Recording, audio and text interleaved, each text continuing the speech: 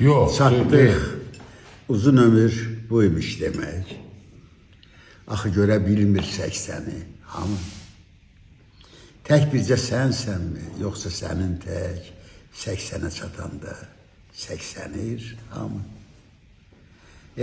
Nələr görmədin bu 80 ildə? 80'din, dayandın, yoxsa yuxuymuş. Balalar qürbətdə, dostlar qəbirdə, demək 80 yaşın qazancı buymuş. Bu nə bəxşiş idi, bu nə hədiyyə? Axı niyə sənin bəxtinə düşdü? Sənin uzun ömrün görəsən niyə vaxtsız gedənlərin vaxtına düşdü? Ha səslə, ha çağır, kim daha iyi verən? Otur dizlərini qucaqla, ağla. Ey bu uzun ömrü mənə pay verən, mən indi neyliyim bu qocalıqla? Yox, yorma özünü, illəri sayma, bacarsan bu 80 yaşını aldat.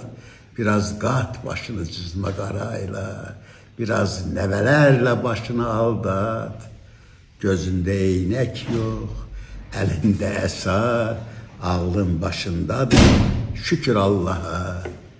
Hər ömür bir dərsdir, uzun yaqsa, son zəngi az qalıb, dərs bitir daha.